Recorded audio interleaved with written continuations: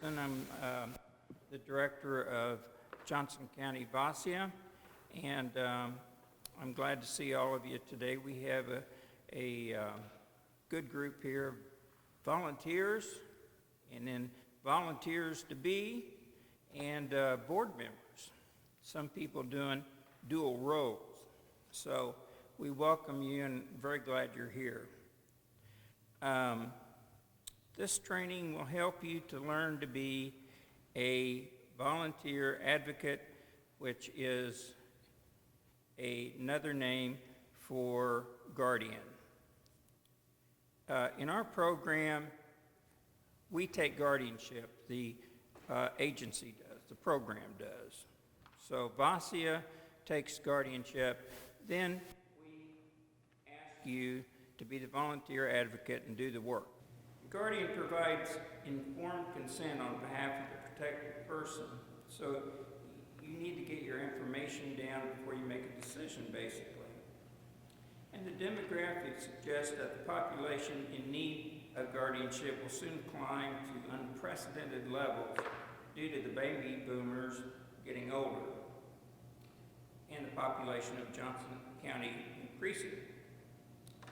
In decision-making, we first should use the model of substituted judgment.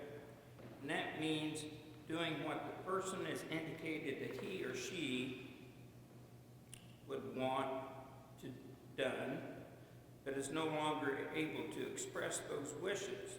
So, if a person has indicated in regard to end-of-life issues that they prefer not to be resuscitated, we document this and we put that they are DNR, do not resuscitate.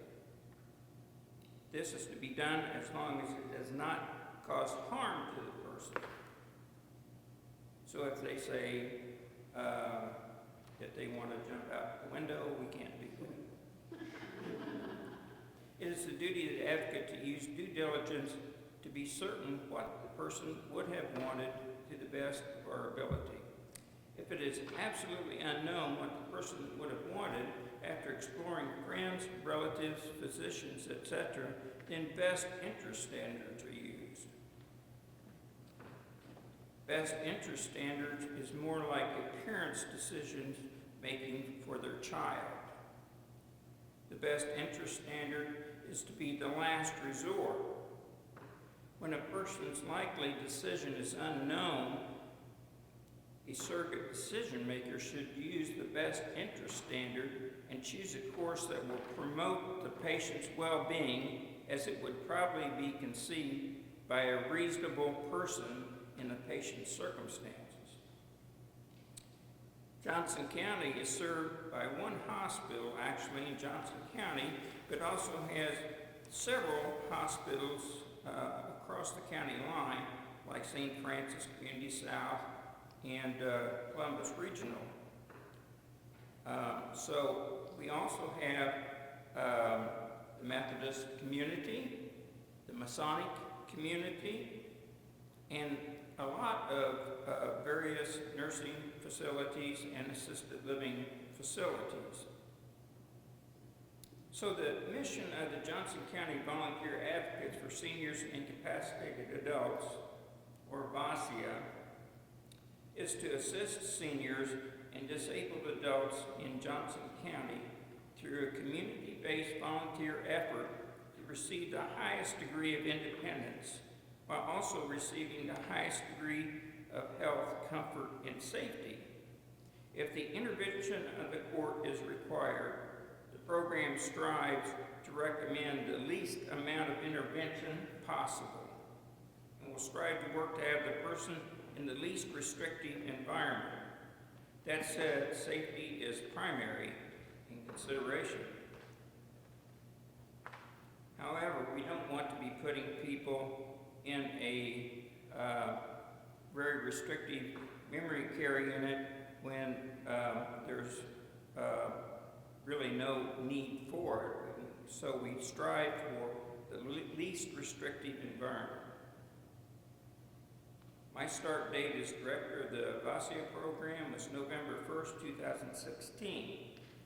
The following couple of months was dedicated to organizing and developing the startup program. We are now a fully functioning body of volunteers working with the court to assist those protected persons in a guardianship type role. The program was created under Indiana Law 29-3-8.5. I might mention that civil liability is covered in Section 8 of the Code.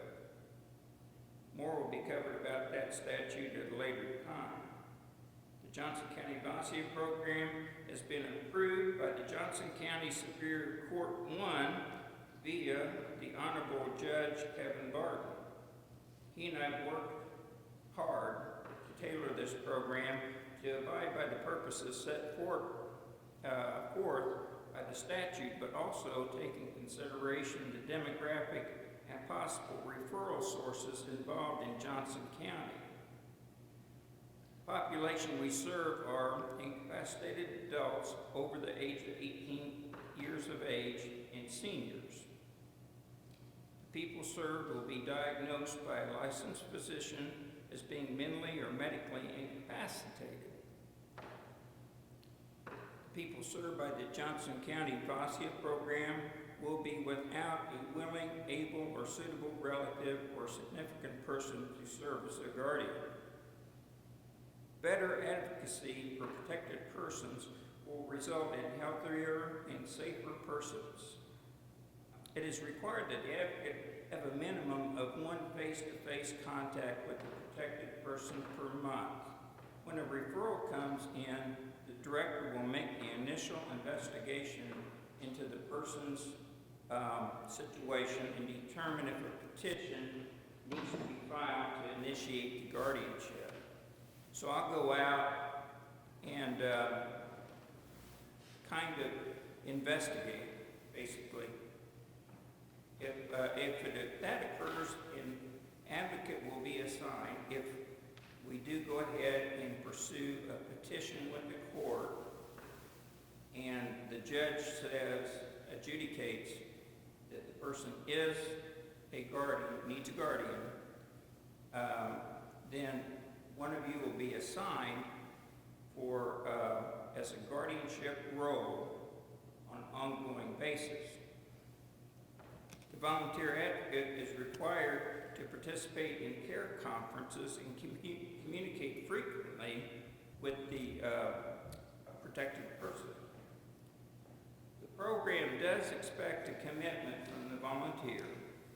The volunteer opportunity is not suited for everyone. So you have to have we ask you to have a commitment of 8 to 10 hours a month.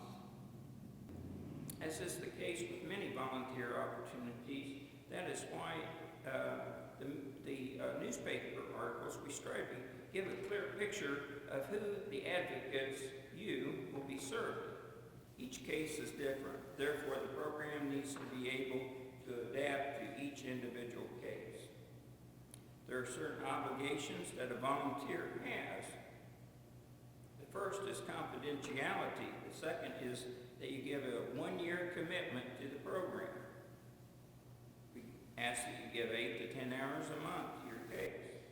We ask that you participate in yearly continuing education. The third is that you keep in close contact with me, the director, to give changes in address or contact numbers in case your situation changes, as well as a protected person. Healthcare decisions by the program will be by informed consent. In other words, knowledge of the medical treatment or procedure, as well as the medication changes, will be required so that we know what we're doing. A case staffing with the director of the program is required to allow those changes. In regard to end-of-life issues, consultation with the director is required, and I'll probably take that to the judge as well. A petition for a hearing will be made by the director, that's me. The volunteer advocate will operate on the basis of substitute judgment. Decisions such as DNR orders or the withholding of certain treatments will need to be determined by the court after diligent inquiry into the recommendation of medical professionals and investigating through relatives and friends what the person's wishes may be if the person is unable to communicate at the time. Routine medical care will be facilitated by the volunteer advocate for the protected person. The advocate will ensure the person receives dental care, eye appointments, foot care, hair appointments, etc. The volunteer advocate must keep in mind that at no time is the volunteer advocate to provide transportation for the protected person. So, the way I understand it, and the way it reads, I can provide transportation, but you can't. Volunteer advocates will work with the hospital, social worker, or outpatient caseworker to make a living arrangements that are best for the patient. However, the actual transfer of the patient from one facility to another will be made and facilitated by the facility of origin. So, the hospital will be making the plans for the arrangements for the person to go into the nursing home or wherever they go. And then from there, you can do your work and help possibly get them on Medicaid and whatever's needed to pay for that.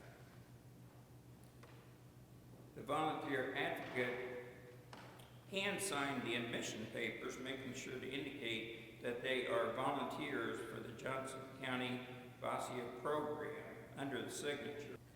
The advocate may be called to assist with initiation and follow-up of applications for financial assistance, like I said, with Medicaid. The volunteer advocate will strive to protect and preserve the property of the person. The volunteer advocates will gather information regarding the person's personal, medical, and financial situation, including birth certificates, social security cards, bank statements, etc. Volunteer advocates, as a rule, should not go to the protected person's home alone. Very few of the protected people that we will be dealing with are homebound. They usually are in a facility. But if they are in a home, as Zach, I believe, had one, you should not go to their home alone. Volunteer advocates will ensure that the person has necessary personal items, such as clothing, items for their room, etc. The volunteer will make sure a fund has been established for such purchases. $52 a month of the Social Security that goes to pay for nursing care goes into a personal fund to pay for personal items. Volunteer advocates will work with the VASIA director to make funeral arrangements for your protected people in the case of death. So your case really doesn't end in the event of death, as you might think, that we have to go one step further and see that arrangements are made, and there are various ways of doing that, and assuring in our planning that those arrangements will be made financially through a burial account and such. When the advocate begins Medicaid planning, please consider consulting the funeral home about a burial trust. Well, now we're going to have a treat and have Linda Kruger, who is an advocate. She was assigned the first case that we received it's been a whammy. So, Linda, would you like to come up and kind of give your purview of what this is all about? Thank you. Thank you, Joe. It's nice to see all of the new volunteers coming in, and a few of the old ones that recognize from my training. My interest in becoming a VASIA volunteer stems from my experience with my own mom. Can't hear me? Okay, I'll speak a little louder then.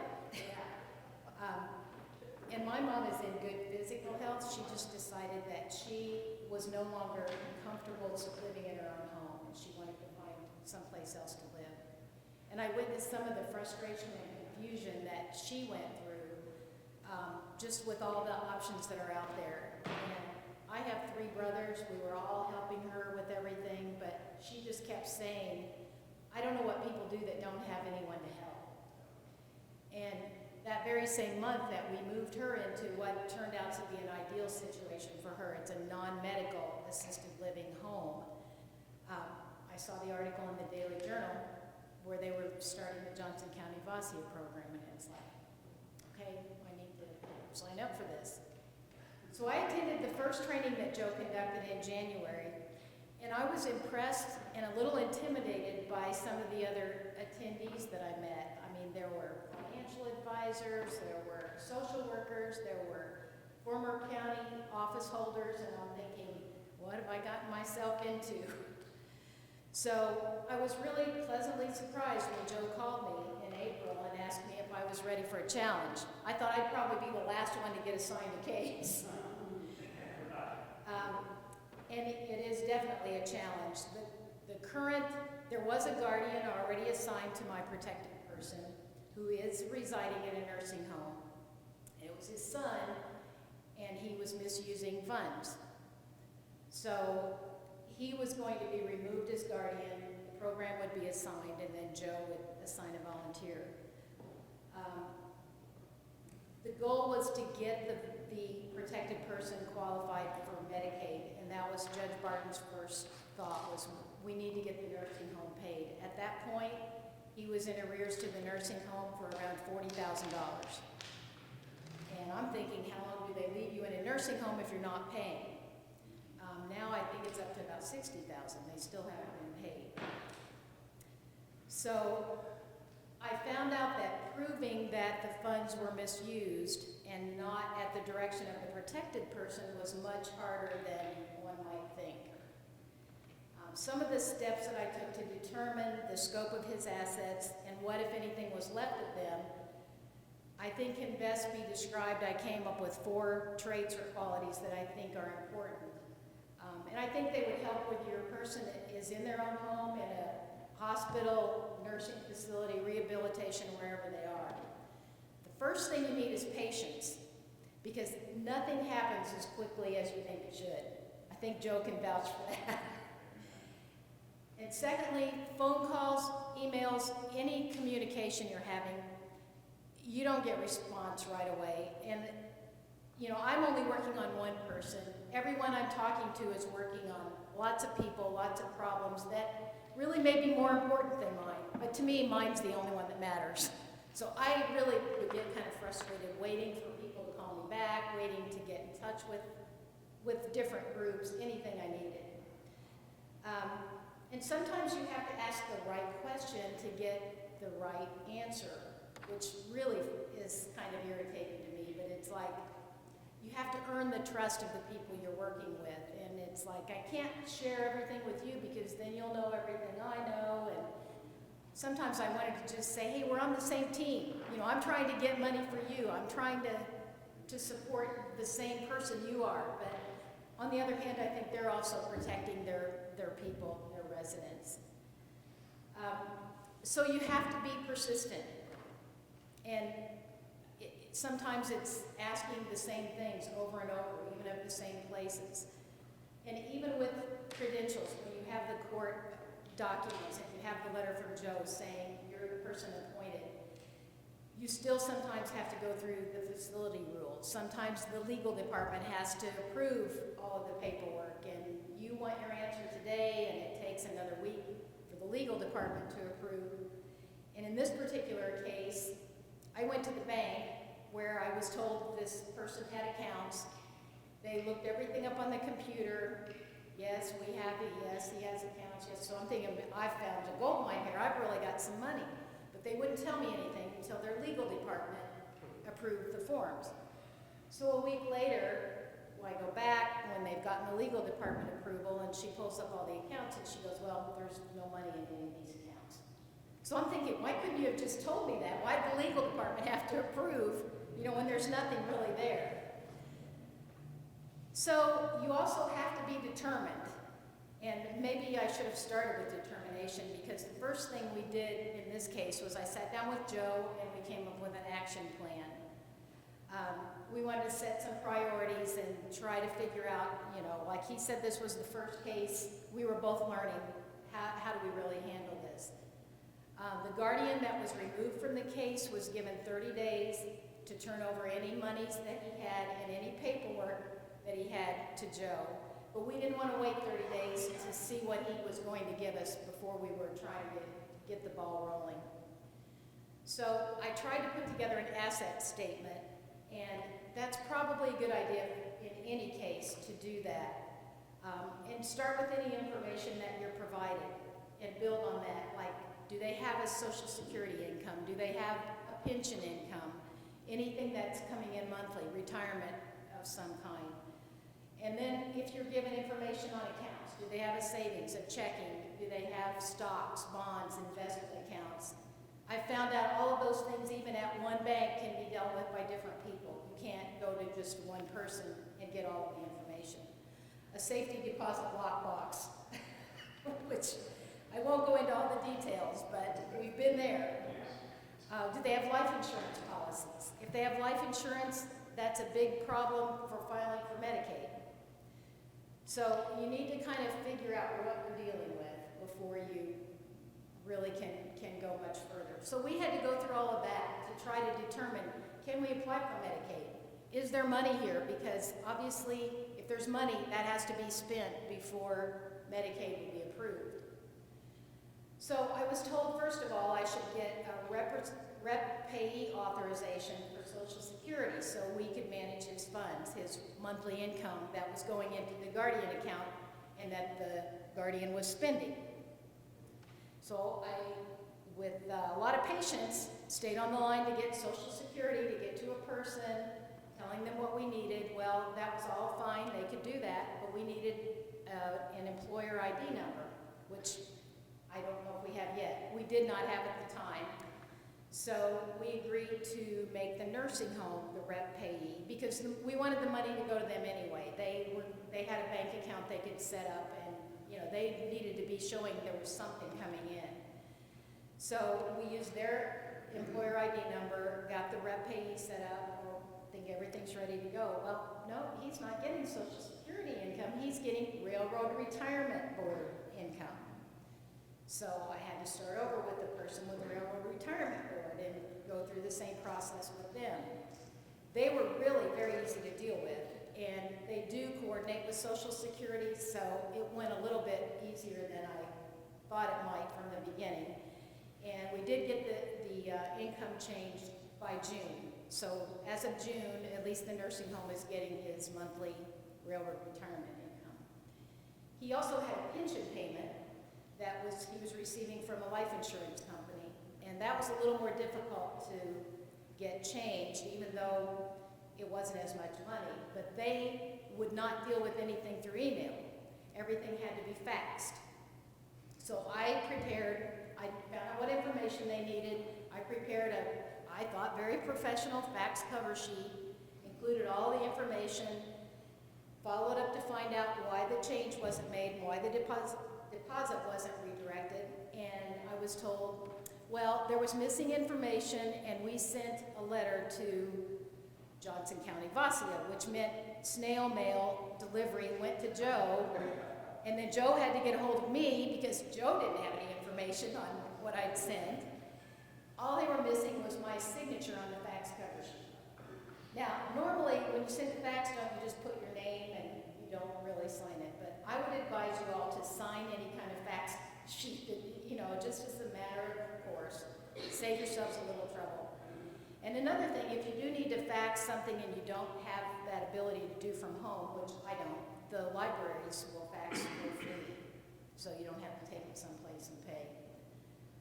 And I use that quite a bit for that case and for the Medicaid. So we're ready to do the Medicaid application. We've determined there's no money. We need to get him on Medicaid. The nursing home filed the application. She does it all the time. She did it electronically. The interview was set up for, we asked it to start May 1st. The interview was set up for June 19th at the FSSA office in Franklin. The business office manager from the nursing facility told me everything I needed to bring, 3 months of bank statements, birth certificates, divorce decrees. You know, I had everything covered. Account closed. She also needed, you can't just take an account showing a zero balance. It has to be stamped that it's closed for Medicaid purposes. So the day the interview arrives, I'm getting ready to leave from Greenwood to drive to Franklin, and I get a phone call from the nursing facility. They can't make it that day. The business office manager can't make it, her backup can't make it, and they would like to postpone the interview. So this is where I think very important trait comes in. You have to be able to make decisions. And while it's great to call Joe and he's a wonderful support, sometimes you just have to make your best determination. And I made the decision to go to the interview by myself. I thought, I'm prepared, I have the documents, I don't have anything to hide. I didn't want to tell Judge Barton we weren't getting Medicaid going through the interview when that was one of his main points when we started. So I went to the interview, and it was actually a great learning experience. They were very easy to work with, and I found out they already had a file on my person that apparently had been started by the former guardian, although I guess he couldn't explain to them where all the money was either, so you know, it was kind of like hanging out there with all these open ends, but they had account numbers, so I was kind of building on their information, what they already had, and supplying, yes, proof, this is it, it's gone, here's the account closed.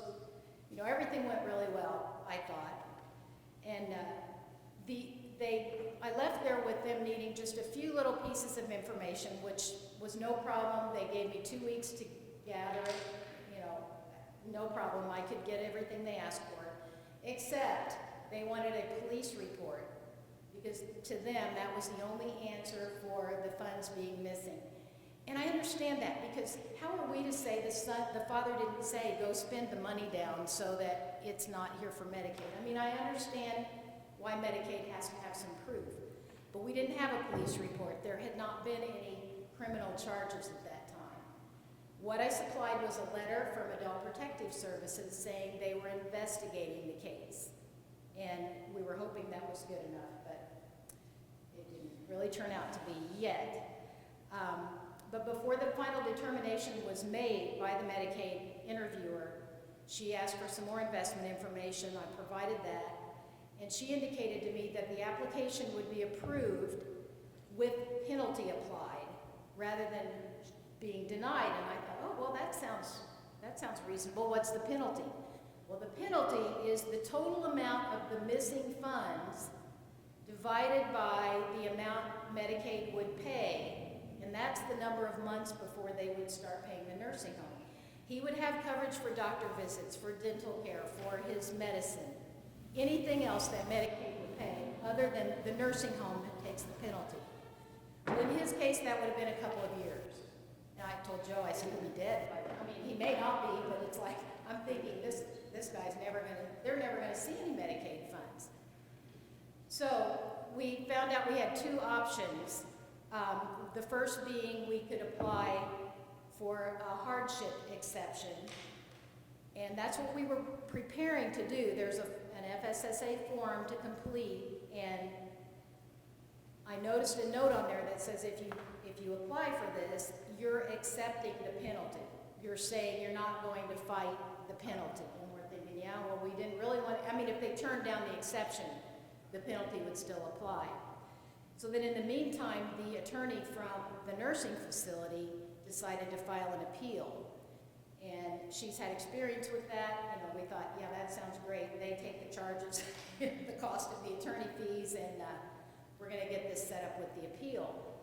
So the appeal hearing was a phone conference on September 7th, and it started out with the fact that we're gonna have to continue this hearing because parties hadn't exchanged information with each other, which I understand needed to happen. Why it didn't, I don't know. So right now, my protected person is still in the nursing home, being very well cared for, and the social worker there is very good dealing with him. They all know him, you know, it's worked out great. They're not getting paid, which I don't know how long that will continue, that they'll let him stay there. He thinks his son is an angel. He doesn't know anything that's gone on, which is kind of good. But the next appeal hearing is next Monday, actually, another phone conference. So I'm hoping that the attorneys have worked out and maybe some decisions can be overruled. At least the penalty can be given an exception. And I asked Joe if it was okay to share a little more information about the son. He was finally arrested last week, and Joe was really happy to send me an email saying he was in jail. He's been charged with 3 felony charges. 1, a theft greater than $50,000. 1 for exploitation of an endangered adult that had something to do with property. I saw a longer explanation. And 1 for exploitation of an endangered adult at least 60 years old. And I believe that he's going for a jury trial that's scheduled for November. So we don't know exactly how that would turn out. We've both felt like, I mean, you're innocent until proven guilty, but we both think he deserves some jail time in here for what he's done. So we'll see how it goes. But just don't give up. These people need help. How could this guy have ever gotten this far without somebody to help him? And really the banks, the nursing facilities, everybody seems to be glad to hear about the program. Once you explain what it is, then everyone's on board with it. It's just like I say, building the trust of the people and letting them know you're not there trying to nose into something. You really have a right to be there, and you're really trying to help people. You're not gaining anything. My protected person even always says, you're not getting paid for this? You're volunteering for this? Yes, I just want to help. And so hopefully every case won't be this complicated, but it has been interesting and a good learning experience too.